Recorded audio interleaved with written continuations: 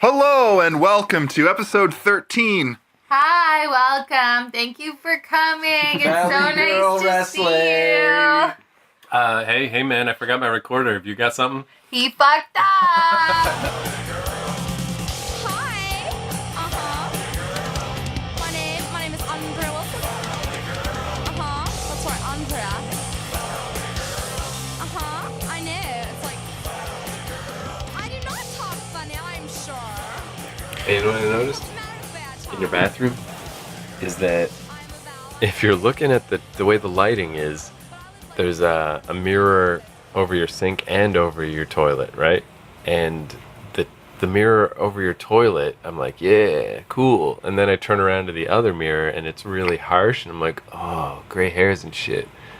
So I don't know, I like that you got. Also, if you look into the distance of the mirror facing south, Infinite? yeah, you get the infinite mirror effect. Oh, I didn't even try that. And also for me, the mirror that I have the most problem with is the one that you saw yourself as like, oh, I look great. Because the other mirror, the one that you were like, oh, I got gray hairs and I look old and shit, that's the one that I see fucking all my hair falling out. Oh, so we're reverse? Yeah. Jack Sprat and all that shit? Welcome to Smarkamania, episode 13. Do you have no gray hairs? I mean, I know you're younger than me, but like none? Well, there's a couple. There's like one, there's probably one gray hair. Do you see this one? Because I got my first one when I was like 20, so that's just, just asking. All right, continue your introduction. I can't remember. What, are you jealous about how... Look, your hair line's fucking great. I actually noticed that you do not have a haircut right now. Your hair's getting a little longer. Yeah, this was like buzzed it in the summer, and it's just... Yeah. I think when we first started doing this show, you had like a straight up buzz cut style. Yeah. All right, so Smarkamania 13, which happens to be Ring of Honor 13th anniversary, Yep. which is an indie show. So we thought, what a fun thing.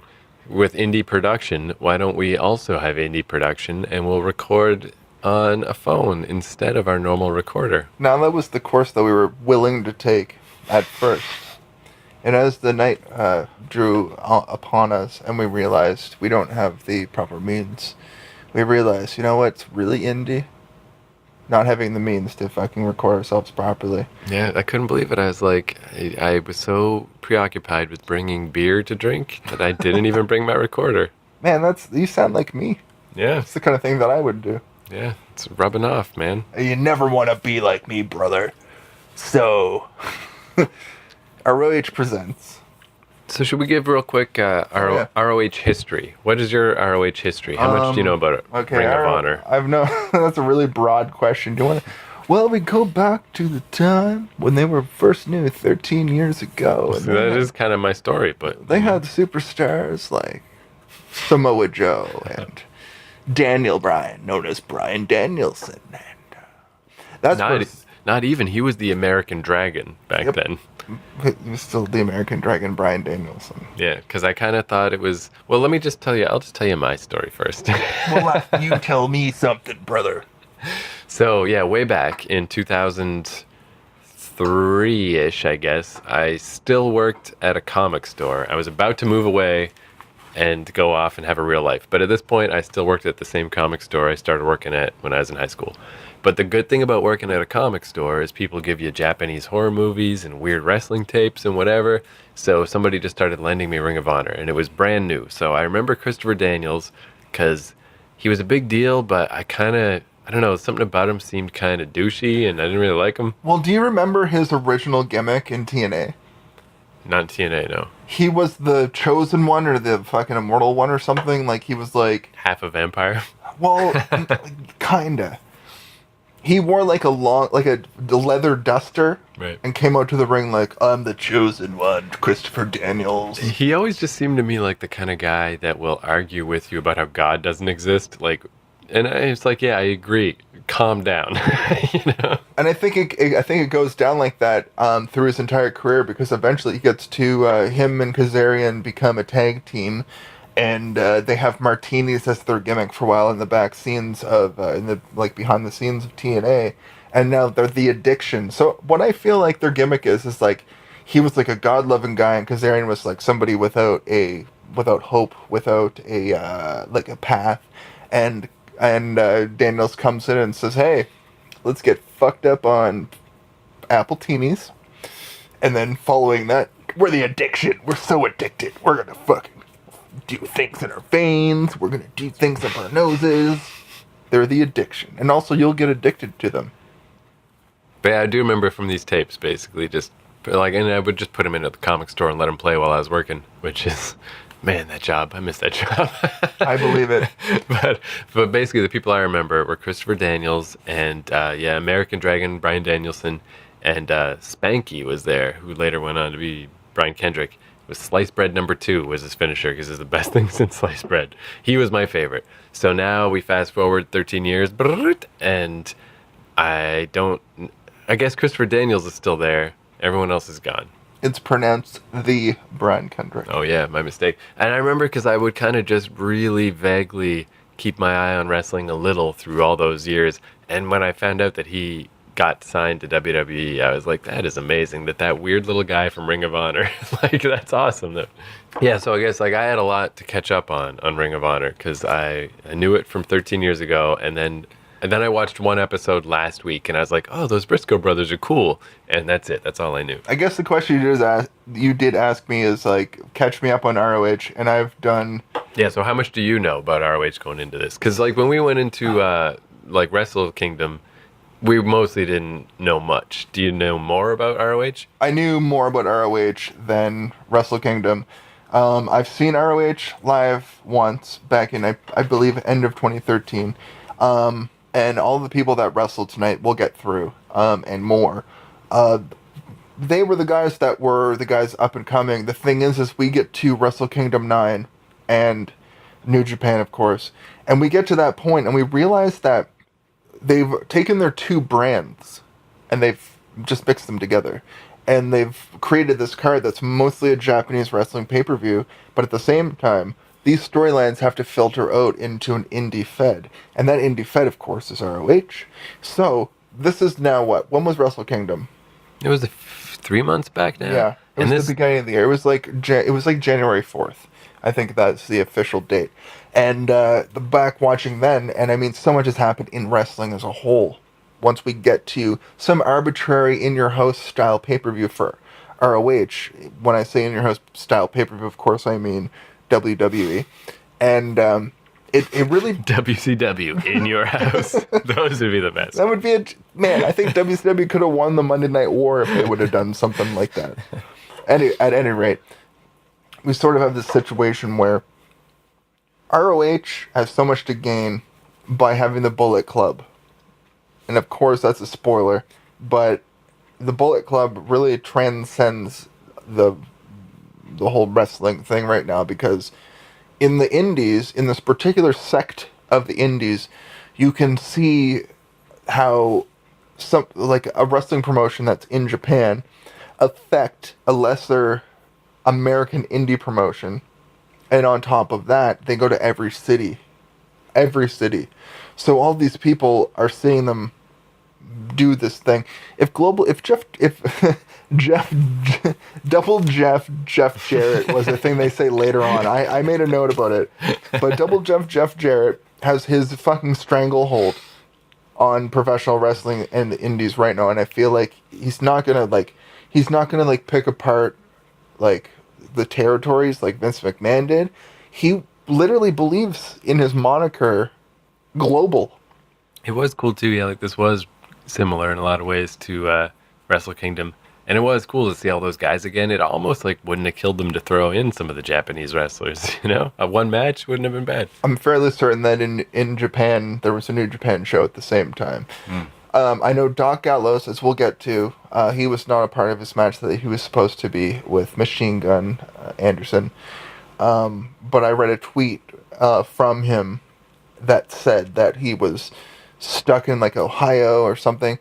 Yeah, no, it's weird too. I was just thinking with Bullet Club, like it's so like wrestling is just obviously weird and bizarre and crazy, and Grado can just get over and whatever. Like it's a weird world. Oh, I watched that match, by the way, Grado versus Al Snow. Yep. For a 50-year-old man, Al Snow looks mean and scary. Al Snow's the most jacked up roid freak I've ever seen.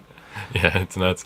But it's cool with Bullet Club because like speaking of nuts, You ever hear the story about Mick Foley talking about the fact that... I did hear that story. Anyway, for all you wrestling fans that don't know about it, Mick Foley gave Al Snow a suplex one time and pulled his shorts up to expose his balls on purpose. That's what it reminds me of, this whole fucking hashtag Fire Bill DeMont bullshit, which is bullshit. Well, I don't know, it's bullshit. This might be the fucking Juggalo Report of wrestling. Well, I was going to say about Bullet Club, like, it's one of those things, like, you can't plan for that, you know, it's just like a cool thing that happens and you're just happy that people like it. But it really does help because, yeah, you can just throw these people on this pay-per-view and maybe you know them, but even if you don't, you're like, oh, it's a Bullet Club and their music's cool and I heard of them before. And, like, it really does help, like, grease the gears and make the show just easier to watch. It's true. But to get to our first match, it was Cedric Alexander versus Matt Sydal, of course. As I had to point out to you, that was Evan Bourne. Matt Sydal doesn't really do a lot of the high-flying stuff in this match. And, you know, he gets off a standing moonsault as one of his specials. And basically, Sydal lands on his neck at one point. Remember that, right? I mean, everybody landed on their neck at some point. But... Oh my god. There's a lot to be said about how all the wrestlers take these moves that are the most dangerous. And that's what I've always loved about ROH. Cedric hits a sit-down power slam, and there's a 2 count. Sydal hits the airborne, and that's what I was wondering. If you are now Matt Sydal, and your old WWE move is the same move as your Matt Sydal finisher, do you call it the airborne still? Wasn't Sydal? No, it's Sindel, right? Mortal Kombat character. Mortal Kombat? Yeah. I was talking about ROH Immortals. Have you played that yet? I love it. Man, NXT Matt Sindel Immortals, is badass. CZW Immortals would be the greatest game. So, we get a promo after this with Mark Briscoe. Yeah. He talks about hunting. He looks like a terrorist. And then after that, of course, we get a promo from Moose. They show the accolades of his character. They make sure that we all know that he is a football player. He's a jacked up, roided football player, and he's the most jacked up, roided football player. He's wicked tall. That's his main thing. He's wicked tall. So, so I just, last week, I guess, I was just clicking around on Watch Wrestling, and I was like, oh, ROH, sure, let's watch one. And their TV episodes look like shit, which is a big problem they should work on, because this pay-per-view looked great. It was fine. But the main thing that stuck out to me is, like, I heard of the Briscoe brothers because it confused me because of Mark and Jerry Briscoe. So that's really all I knew about them. So when he showed up, I was like, Mark Briscoe. Okay, I've heard of these Briscoe guys. I guess they're cool. And he was super, super cool. He was all, like, half like a monkey and doing weird, I'm like a crazy hillbilly on moonshine, out of my mind moves. And he was super cool. And I texted you. I was like, man, these Briscoe dudes are cool. And you were like, yeah, except on Twitter, Jay Briscoe keeps talking about hating gay people. And I had just looked up their wikis and saw that also. And I was like, fuck, like, these are the kind of standout guys that are super cool. And I still kind of like them, and they're still kind of super cool. But I just can't go all in because they suck. They're hillbillies. They're Americans. You know what I'm saying? They don't suck. And you know what? I'm gonna reveal this spoiler that it's gonna come up to a point of later. The Briscoes split up to me is the same disdain I feel about the not Bray but the rest of the Wyatts being split up. I'll never not see Eric Rowan and Luke Harper together. I can't differentiate those guys as not a tag team. And I even feel like they're going to be our fucking Undertaker and Kane for the next 20 years. Like, there's a sinking feeling inside of me. To relate I think they'll be lucky if they're around for more than 2 years, but I mean, especially Rowan. The exact antithesis of this conversation lies in the fact that Moose, who looks like a roided up Bobby Lashley, and that means a lot. That's literally the craziest thing anyone's ever said. By roided up, I mean just way taller than Bobby Lashley. He can do fucking the craziest moves that I've ever seen. Remember when he did the standing drop kick to Briscoe on the top rope and kicked him out of the ring. Oh, so now here's the other downside to these first, like, 3 matches. And it was a shame with this one because, like, I was into this Briscoe guy and I wanted to watch him. But, see, the big problem was your fiance has recently watched some Fast and the Furious films. Nope. Canceling this conversation. I'm just This saying, will not come into this. that's why I missed the details of these first few matches, is because I was deep in a Doesn't matter. I'm going conversation. to get us through the matches you did not see. I refuse to talk about that. That shall not be listed. Fair enough. And fuck. So on to No. on to Moose's Moose next wins move. with the Moose flip spear is what I'm calling it. Oh, He does a spear, but he himself flips over. I love so much when our friend Ben was here and had to go home, so he's not on the podcast. But Moose did some weird move that was like The vigilante Ben. the vigilante one. But Moose did this move that was like, I mean, it was basically just punching a guy in the nuts, like a leaping nut punch. But he's like, oh, that's called the Moose knuckle. That cracked me up. Yeah, no, that was really good. He could reiterate that for us if he wasn't such a guy that's not here right now. Yeah, that's a classic finisher move. Your name's Moose, like it's obvious. So, I'm going to ask, this is the soup report now. Mm-hmm. Out of a possible 17 bowls of soup, how did you rate the match between Moose Knuckle and Somersault? Well, I liked it better than Fast 4, but Tokyo Drift is... Guy, dude. Yeah, to be fair, The Rock was in some of those movies. Yeah, it's not fair. It's like wrestling related. He was in Ring of Honor, right? Yep. You know what? You want to be the best? I would watch ROH if The Rock was like, well, let me tell you something. The Rock's in ROH now. And that's the bottom line. Yeah.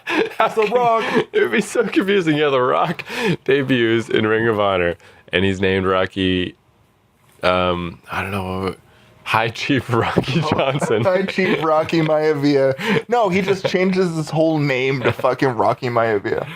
And he says, and that's the bottom line, because Ring of Honor's told you that that's how it is.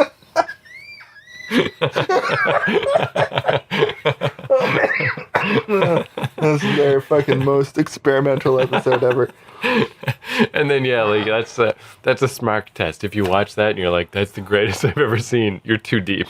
If you're listening right now, You're too deep. you found a new place in your mind. So the next match, of course, Recording in progress. the Kingdom, which I'm pretty sure was Maria Kanellis' fucking husband and that other guy. Oh, is that who they were? Kylan O'Reilly or whatever? No, Fishbone and Ding Dong are later in the If it's card. not Kingdom James, I could give a shit. Okay, so The Addiction, Christopher Daniels and Kazarian versus the Bullet Club. The reason why the reason why I'm laughing is because Carl Andrews. Is that what those sounds were? Yes, that's how I laugh. Okay. Fucking Machine Gun Andrews comes on and he says, Doug Gallows is stuck down in a fucking Ohio-style place where the snow's happening. Just to go behind the scenes a little bit, on top of that, Doc Gallows was stuck in an airport because of the weather. I didn't mean to bring it down. Man, so you want to bring it down for a sec? The reason I even No, know... I said I didn't want to bring it down. I misunderstood. Huge pop for The Addiction. Now, all of you Wrestle Club fans who are listening right now, and this is for you. This is extended content right now. You saw Christopher Daniels fight tonight. You saw Samoa Joe tonight. And you saw the Usos, because you're probably at home watching Main Event by now. But anyway, The Addiction, Kazarian, and Christopher Daniels got a huge pop. But I mean, isn't that because Christopher Daniels has been in ROH for 800 years? Read that back. Double Jeff. So is this where it happened? Yeah. That's when the announcer said Double Jeff. So anyway, But it must not have been Kevin Kelly. You would have wrote KK Hart with an arrow through it. Schmal City. We get a "This is awesome" chant. Carl Anderson hits an out of nowhere. And that's what we've been calling the RKO since my inception of that, right? Right. Yeah. Really? You're just going to agree to that? Well, I mean, sure, right? What about your shameless self-promotion? Didn't we come up with Randy Orton as a... I got nothing.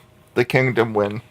Yeah, so not to get super meta about it, but I'm going to explain this next match, and then I'm going to smoke a cigarette while Keith watches me do it. And washes me. It's real cold outside, are you sure? Washes. BJ Whitmer versus Roderick Strong. See, here's the thing for me coming into this. Roderick Strong, I thought he was like this huge wrestler guy.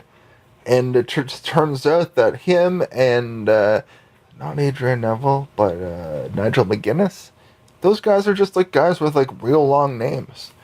They'll never make it in the WWE with names like that. Well, old Roddy Strong, this is the first time I've seen him wrestle, but he's going to be at Super Kicked at the end of the month. But there's this podcast, Straight Shoot. They just review, Raws every week. Yeah. And I like it a lot. And he's been on it a few times, and I like him. And, there's a lot of indie guys that don't want to, talk critically about WWE because, I might be in it someday. So I like that he doesn't give a shit. He's like, yeah, I'll tell you if this match was dumb. So he was really good on a podcast. Tonight, I don't know that he's my favorite wrestler. I wrote a paragraph about how I feel about Roderick Strong. Yeah. And I mean, to say he's not my favorite, it's not a bad thing. He's just not Ciampa. You know what I'm saying? Okay, go on. He's not Ciampa, that's true. You want to hear the paragraph I wrote about? Is it? Yes. Pretty boring match. Back and forth. Roderick Strong wins with a suplex into a code breaker. It's not a haiku, you sons of bitches. Yeah, it's the end of that. It's done now. So we get a promo for... So about now, we stopped discussing Fast and the Furious films, and then I started paying more attention to the pay-per-view. I'm just saying that's what happened. Now I'm mad at you. So we get a Fuck, I'm reliving the entire night by reading through this and you yelling about fucking the Fast and the Furious. Yeah, see, I felt a little like, I should be paying more attention to the wrestling. But I feel like me and your fiance both are in the same boat. We're like, no one will talk to us about these movies. We have to talk to each other. That's all we got. That was maybe the saddest story I've ever heard when she was like, the 7th movie's coming out soon. And maybe no one will go with me. That's what I made it my mission. That I need to gather a posse to go to that movie. All right. Let's move on. The following contest is scheduled for one fall. And it is for... That's actually... So, speaking of, this is ODB and Kanellis, right? Yeah. So, Maria Kanellis and Roddy Strong, they were both on Straight Shoot recently. Roderick Strong. Right. Right, sorry. And that's how I found out about this, because she was like, yeah, I got a match against ODB. And then that's how I knew that Ring of Honor 13 was happening. So there's that story. So we get a promo for ODB versus Kanellis. ODB is back. And she's with the Briscoes now. The following contest, scheduled for one fall, is for the ROH supposed women's championship. Introducing first, the champion, Maria Kanellis, and her opponent, old dirty bitch. What were we going to say? I think it's one dirty bitch for her. She doesn't call herself old. Oh. But that makes way more sense. Maria's belt it was, spoiler alert, it was wicked. It was like pink and had tons of fur all over it. And I liked it. It really was like a bath mat. That in Mean Girls or something. Yeah, well, it was basically she had a bath mat as a championship. We'll get to what happens and the after fact, but yeah. Okay, so are these? So Maria Kanellis is basically like, I'm pregnant. I'm glad that everybody in the back has been so supportive of me. And she was wearing like a potato sack. Yeah, she was wearing. Yeah, and then Maria's husband comes in. He super kicks Mark Briscoe. He goes down. She rips off her fucking potato sack, and it becomes a sexy wrestling match. All right, let me ask you this. Now, Rhino has returned recently in NXT. Yeah. And he's older. And that's super wicked because he's got like lines in his face and he just looks tougher and he looks more cool. I feel like Maria is a similar situation where, she was always really hot. But now that she's older, she's probably like 30 also by now. But it kind of makes her more hot. She's like in that MILF category of like on a porn site or something. And it's like, just like a little bit like more like, I don't have a word for it. I just like it. Well, Maria hits ODB with the belt. basically. Right. After Maria's husband, Bennett, I think, comes in and super kicks Briscoe. Her husband, by the way, is the worst. I'll just say, for not hitting his wife. Well, Bennett accidentally, at one point, fucking just super kicks her in the face, and later on, he spears her off the apron. So what I'm imagining is, like, they sort of a feud right now that involves them not fucking up all the time. Or fucking up all the time, I guess. Wait, who has a feud? I was checking if this recording was in progress. It is. Is it in progress? Yeah. We're going to get there. We just have to stay the course, and I hope to God that we're doing good news, dog. ODB wins with a weird fireman carry, and I even wrote that down in quotes. But we got through all of it. But yeah, so Maria's husband, though, that was what was weird, is that was what was weird, is that he not only hit his wife once, he did it twice. Yeah. And you gotta do it once or 16 times. Don't do it twice. That was weird. No, they're going to have some things to talk about behind the scenes tonight. So anyway, ODB pulls all the fucking, like, garbage off of the belt. There were stickers. There were, like, it's already on leather that is pink. But it had, like, this pink, like, shag carpet sort of attached to the back. She rips it all off. They take all that off the BS belt, and the following contest... I was going to say that with that one. I liked how, I don't remember which commentator it was. I don't remember Kevin Kelly's sweet voice anymore to identify him.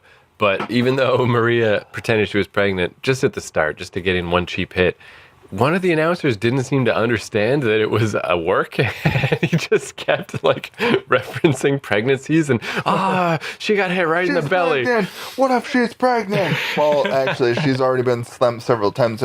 But she's a pregnant woman. We saw how Stacey Keebler in 2000. No. What a maneuver to get her pregnant. Steve Corino, I feel like, is that fucking fat guy from the late 90s in WWE. Oh, yeah. Not literally him, but... Scott Canada. Scott Canada. So next we get ECH.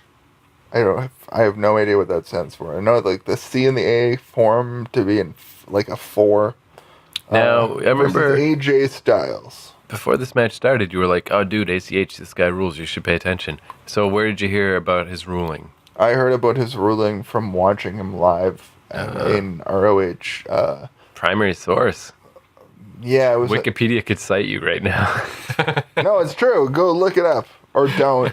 Whatever. It might have been the other guy that looks exactly like ACH, to be honest.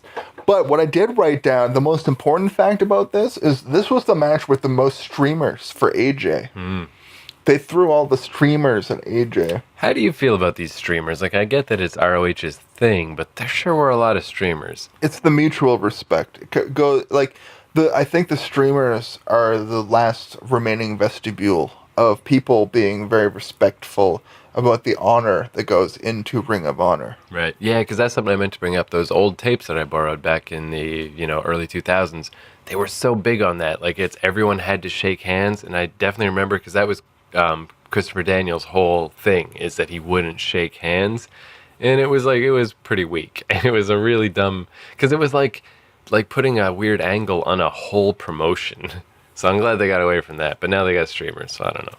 Well, the streamers thing is synonymous with independent wrestling nowadays. It seems like in the Super Kick show that we saw, like, not the last one, but the one before, they were definitely using the streamer gimmick. And what if we just bring fucking pockets, like, we bring a duster, and every pocket is filled with streamers, and just fucking streamer up the ring, pass them out to friends.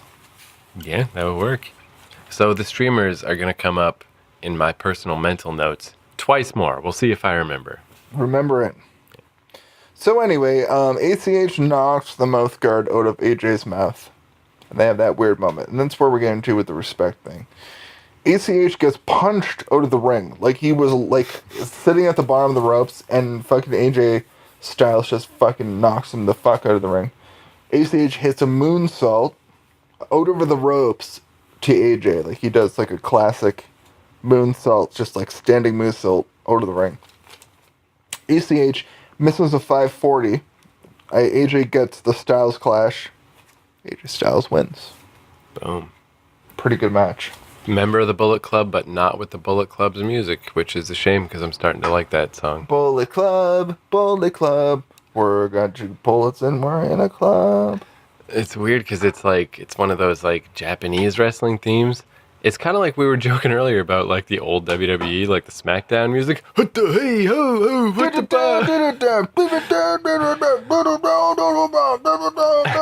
and the Bullet Club music is kind of like that. You can barely make out the words. It's like I'm with my gun. Like you can only understand the word gun, but it's still a cool song. I walk for miles inside this pit of danger. So the following contest scheduled for one fall is for the ROH Tag Team Championship. Introducing first, the challengers, the Young Bucks. Who we found out through the tale of the tape have been wrestling since 2000. What the fuck? 2002, in fact. Oh. And their opponents, Bobby Fish and Kyle O'Reilly, I think. The champions. Redragon. And I refuse to see it any other way. Or Dr. Red Dragon. Dr. Red Dragon.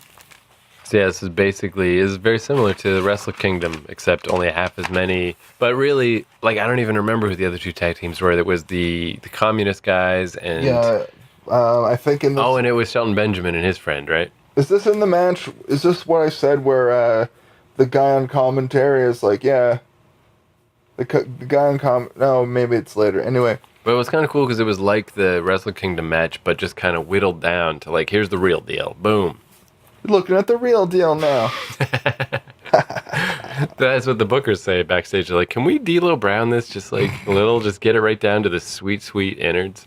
If he just pins him 1, 2, 3 and then looks up at the camera and the audience at the same time, you're looking at the real deal now. Oh, so here's a little behind the scenes. I don't remember how this came up, but I was like, hey, do you ever think about what so-and-so is doing right now? And you said like, hey, when I was a kid, I used to think that about Michael Jackson. Like, I wonder what Michael Jackson is doing right now. What do you think D'Lo Brown is doing right now? Sleeping. That's a fair answer. It's late at night. All right, moving on. So the mysterious red mask guys. Let's talk about that for a second. Oh, the guys in the crowd. Yeah. I wrote down Red Dawn, but then it's scratched out with what I assume is the Rising Dawn. I think that's what they were called. The Redragon. Well, yeah. But we get to see the Young Bucks administer a jumping tombstone to the outside. So these guys in the crowd, it's like they cut to the crowd and there's these three guys in hoods and red masks. But I wasn't really that into that because at our local Super Kicked indie shows, there's these same thing, three guys that have masks, but they're these creepy, cool pig masks. And just Slipknot alone. Every mask, there's like 8 guys in Slipknot and they all have cool masks. These guys just have red masks. It wasn't cool enough. And then later we'll talk about Ciampa and his cool-ass Dr. Doom mask. So these red guys, it's too little. You need a cooler mask. And the next thing I have written down in the first place is, this is awesome. So, I mean, we were feeling it at that point. The Young Bucks hit their triple finisher. They did 3 moves, 3 high-risk maneuvers in a row. But the thing is the UFC chick interferes. And what we didn't say is the Red Dragon came out with a girl that kind of looked like Ronda Rousey. Yeah, we couldn't figure out her name. No, we couldn't figure out her name as well. And she interferes. She pulls on the foot. I'm pretty sure her name was Interrupty McGee. Interrupty McGoosterstein. Then Red Dragon do their triple maneuver. Look, if you want to see like a tag team do a triple tag team maneuver to a guy, and then the next thing you see is the other tag team does a triple maneuver to the other guys, you want to watch this match from ROH 13th anniversary. Man, though, that is a kick in the dick, right? Where, I mean, it's not uncommon for somebody to interrupt but the kick in the dick is really the 2 count. Right. that Red Dragon gets from doing their 3 moves back. But even, I was just thinking too, like, it's so crazy that normally an interruption of like the chick who interrupted the pin it's usually not something so epic that's interrupted. Like the Young Bucks did the best move in the world, and it just got interrupted. I'm like, damn. And then the best move in the world was countered. Yeah. That's what I love. I think the tag teams in ROH have like their easel in their Their toolbox, their painters, palette. Palette, brother. The palette that the indie guys have to work with. Like they booked this finish to have a situation where we're gonna do our 3 best move like combo, and then you do your 3 best move combo. But what ends up happening is there's a bit of a schmoz between everybody that's involved. And Red Dragon retain their belts after doing a move called Chasing the Dragon, which was literally like you hold a guy for a suplex and kick him in the side. Did everybody retain tonight? Yes. Shit. Spoilers.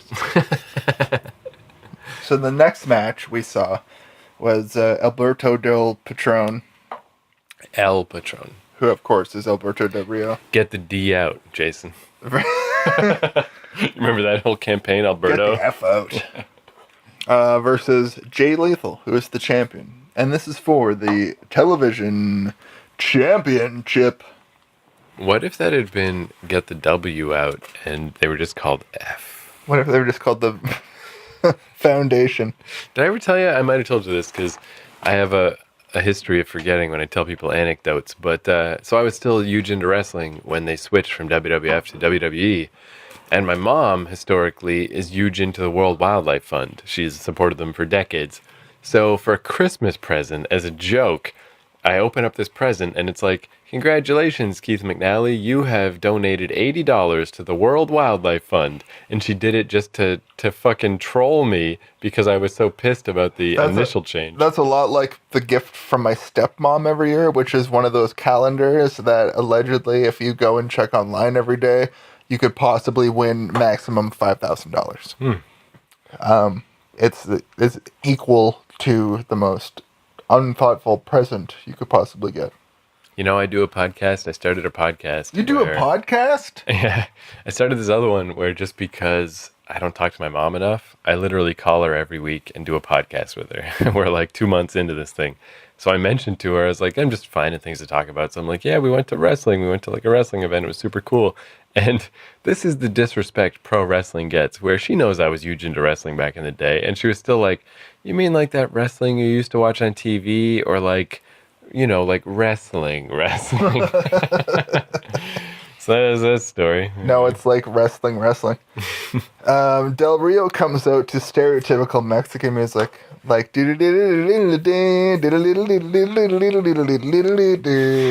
but more like boom, boom, boom.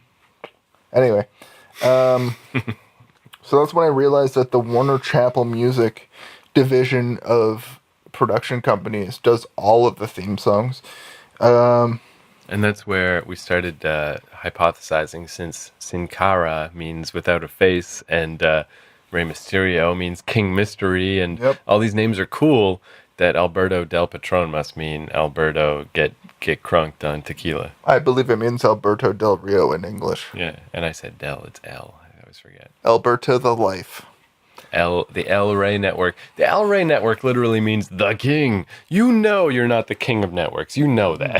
No, that's true. Not even in Mexico, you're not the king. You're probably better than Telemundo if that's your name, though. But it might be like a more of a Spike TV situation where, like, you know, you try to rebrand yourself and you keep the same name.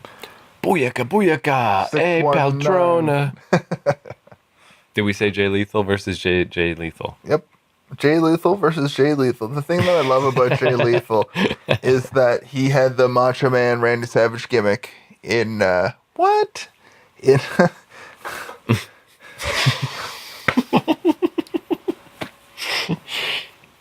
All right, we got to comment on this. So just in the background, we have WWE superstars playing, and the Ascension are beating up some jobbers, and somehow one of the jobbers got caught between the apron and the ring. Yep. He gave him the old apron slam. What was that? Jesus Christ, they're just like dismantling these jobbers. And this guy looks just like bearded Sam Roberts. Okay. God damn it. Or bearded, I hate people that are not cool. What was his name? Carlito. Carlito. So anyway, the House of Truth has a full screen intro when they come to the ring. Like, the whole screen is taken up by the House of Truth, so it's good production value. The production value is in your house-esque. Right. Like that level. Commentary fucks up and says Alberto Del El Patron. Truth Martini comes in and Del Rio gives him the armbar. Lethal comes off the top and Patron gets caught in the same armbar that Truth Martini was just caught in. So Jay Lethal uses the blood, is what I have written down. Oh, Jay Lethal does his finisher. And 2 count. So Truth Martini ends up getting the book that he's come out to the ring with. And it's the Truth book or whatever. He comes down to the head again on the other guy, who of course is Alberto Del Rio. Oh, he comes in with the Alberto Del El Rey Network Patron. Del Rey Network. And Lethal gets the out of nowhere RKO. You know, Truth Martini, you know what that makes me think of? Yes. Is Guar's manager, Sleazy P Martini. Yeah, man, that's exactly what I was thinking of. I managed to see Guar live like 3 times before Odorous died, and I'm glad I went. And that's good because there was literally 3 times before that I missed them. The whole time I lived in Vancouver, every time I'm like, I'll go next time. I never went. So when I moved to Ontario, I'm like, I'm seeing Guar every time. And You're provoking me, aren't you? Because you know very well about me that I had all of those opportunities to see Guar. And I'm a fan of the television show Holliston. And I never got to see Dave Rocky live. Well, I kept doing like, oh, I'll see them next time. And I'm sure one day I'll see Guar, but I'm never going to see Dave Brocky. See, that's interesting, yeah, because when I was in my I'll see them next time phase, I was your age. I got older and wiser, and he was still alive. The problem is when you get older and wiser, he's going to be dead. Yeah, so he dies in my timeline. Yeah. Well, it was great, in case you were wondering. But speaking of great, after that whole schmoz with Truth Martini, we get Samoa Joe. What's that name? Samoa Joe? Samosa Joe. Oh, what was the thing that I said? Something Carl. Something Kyle. Polynesian Kyle. Yeah. Oh yeah, like if Samoa Polynesian Steve. Yeah. If he goes to WWE, he has to get a new name. Yeah, Polynesian Steve. That would be the best. I wouldn't put it past them at all. Introducing first, from the Isle of Samoa, Polynesian Steve. I love so much that video somebody made recently of like the rise and fall of WWE. Yep. And it was all people referring to WCW, but it was all appropriate. So they were obviously talking about Bischoff, but it also means Vince of like, yeah, he had some great ideas, but he had no way of telling. Did you notice that in that promo, when they showed the last Sting photo, it was the trees coming up and it looked like the fucking Triple H skull? Holy fuck, I didn't notice Look that. at that, it's that's the Sting's face in the trees. God damn it, I think I went too far off track. Yeah, maybe I'll cut this. I don't know, but it's like a time capsule for aliens. They'll know what was happening in wrestling. Like a Blomkamp version of Alien. Yeah, see, that's the best way to do... Neil Blomkamp. Don't do a podcast worrying about like, oh, who cares what the present thinks about it. Think about the alien archaeologists that find our skulls and go, yeah, skull. I love skulls. On that same note, here's the next thing that Samurai Joe cuts. Oh, yeah. That's Are right. we still talking about I wrote Polynesian down, Steve? Yep, I wrote Okay. down Samurai Joe cuts a promo about bringing wrestling back to wrestling fans. And he's gassed after cutting all of these promos. Look at Cameron. Look on TV. Look at Cameron. Let me tell you. So I haven't been doing very well with my... Don't bring that into this podcast. Maybe I'll try to watch less porn. But skip over it. It's difficult when I see Cameron. It's really hard. Yeah, don't look at Cameron. Okay, I won't. Hashtag don't look at Cameron. Oh, there's Rikishi Samoa, the original Samoa Steve. That's why Polynesia Steve is a junior. I love Polynesian Steve. Hey, He's my favorite wrestler. Hey, do you remember when everyone was like, I wonder who ran over Steve Austin? Yes. And then we found out Rikishi did it. Well, we found out that Rikishi was trying to help with The Rock, but The Rock didn't want any part of it, and it turned out to be Triple H, actually, in the end. Oh, I guess. But was it really him, or was he just a cerebral assassin? Polynesian Steve. I don't know. I think that's when I first started realizing that wrestling was not pre-planned in the slightest. And they're like, really? Rikishi ran over Austin? Because he had, during his brief heel run, he had really good music. It was like, I'm a bad man. Boom, boom, boom, boom, boom, boom. I'm a bad man, having twins, teaching them how to wrestle. All right, what were we talking about? So Samoa Joe, Polynesian Steve, says, I am pro wrestling, and he leaves, and they throw a lot of streamers at him. Yeah, I said I had 2 more streamer references. Reference number 1, he had a single green streamer attached to his chest for too much of that promo, and it made him look uncool, and I don't know about these streamers. Keith, here's a little trivia for you. Mm-hmm. Who is the next guy to have too many streamers attached to him? Too many streamers? I don't know. Oh, you mean in this very pay-per-view? Yeah. Let me look at your notes, and I'll tell you. No, it's on several other pages. Nigel McGuinness comes to ringside. The following contest, scheduled for one fall, is a fatal 4-way for the ROH Championship. Introducing first, the challengers. The Sicilian Psychopath, Tombstone Chimp, Dr. Dog for Doom. Wait, are we at the main event already? Jay Briscoe is a badass. And the other guy. Yeah, we're at the main event.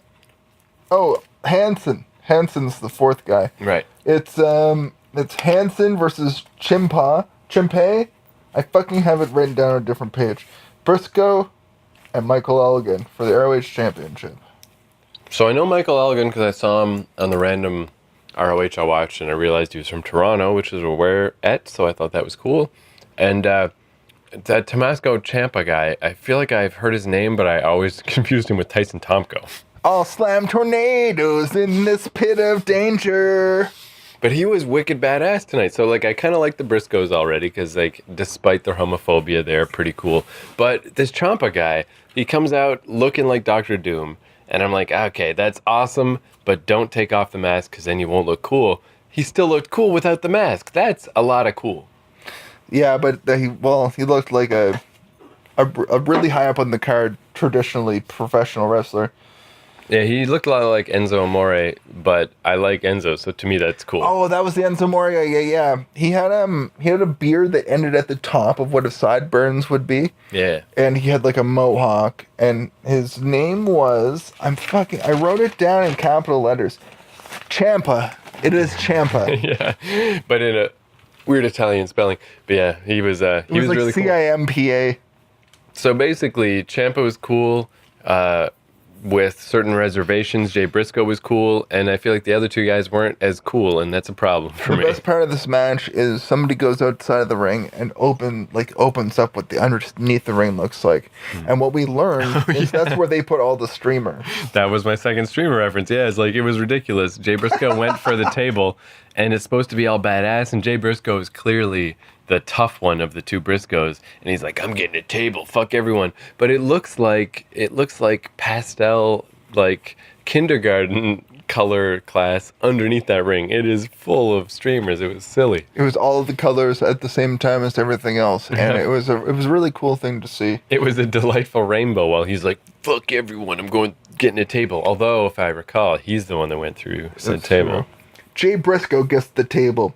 Elgin gets kicked by Jay Briscoe. While he has Hansen for a fall-away slam, they catch Jay Briscoe, and the fall-away slam is turned into a situation where both people are dropped. Hansen gets Jay Briscoe and Ampa.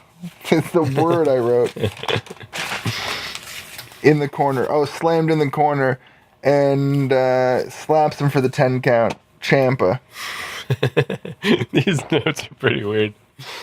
Elgin does a razor's edge to the barracks. Remember that? To the barricade, yeah, that's pretty cool. Red-faced motherfuckers rush the ring, destroy everyone. Oh yeah, so this is it's weird because it is that thing, you know, that saying Chekhov's gun. Like if you put a gun on a night table in Act 1 of a play, So I should have known that the guys in the red masks were gonna do something. Spoiler alert: that's how Breaking Bad ends up.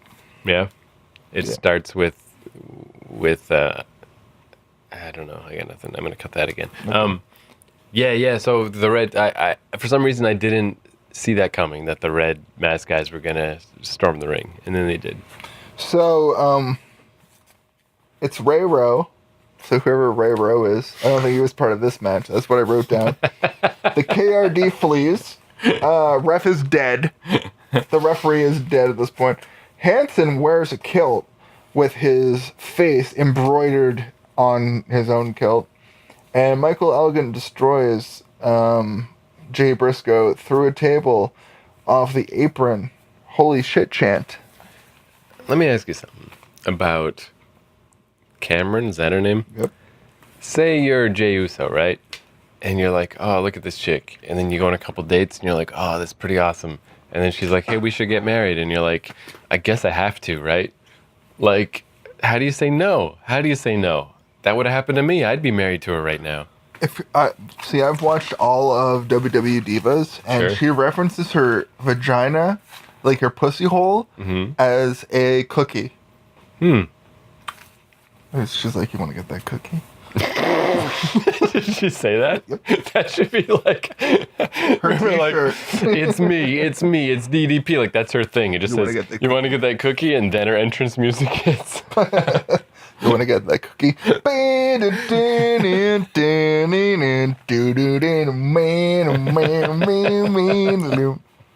So Michael Elgin gets a chair that's connected to streamers. Nigel McGuinness jumps in to stop the chair shot. Michael Elgin tries to kill Nigel McGuinness.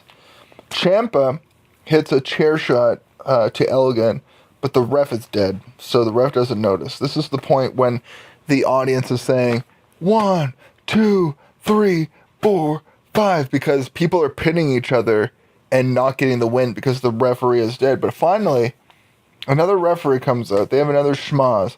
Briscoe tells the champion, oh, he falls onto the champion, and 1, 2, 3, Jay Briscoe retains. I think we have a full-on card with no title changes. And there was a point, like, I don't remember where in that match, but it was really brutal. It was Michael Elgin was on the apron with Jay Briscoe and put him through some weird fucking, it kind of looked like Kevin Steen's package pile driver, but It wasn't, but it was like a head first move through the table. And I was like, oh, you poor fucking guy. Like, that you had to take that. That sucked.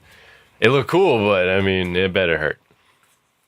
That's why, literally just because of that, I'm not going to be a wrestler anymore. I decided. So the only thing that happens after that is Samoa Joe comes out. He did get his streamer off him. That's cool. Yeah, he declares he's going to be the champion. He pulls up the apron. He rolls under the ring. He coats himself in streamers. See, that would be amazing. But no, Samoa Joe just comes out and he says, I'm going to be the next champion. And they have a stare down and the lights go out. Even though I have 2 sentences written. NXT, March 4th, 2015, Rose versus that word. Who did Ruth? I literally just saw it and I don't remember. Who did Adam Rose fight? Oh, Tyler Breeze. Breeze. That's a Z. Look, that's a Z. So yeah, afterwards we watched this week's NXT, but I guess that's the end. If you want to get in touch with us, we're www.com/www.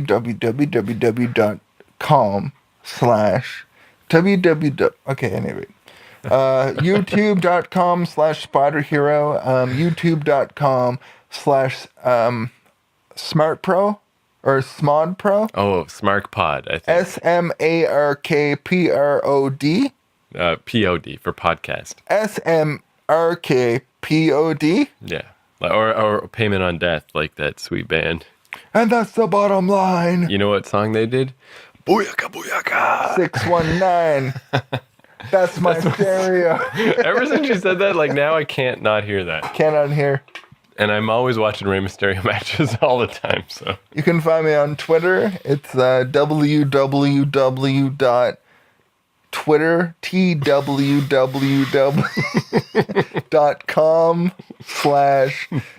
You know what? Don't go to that address. Go to twitter.com/spiderhero.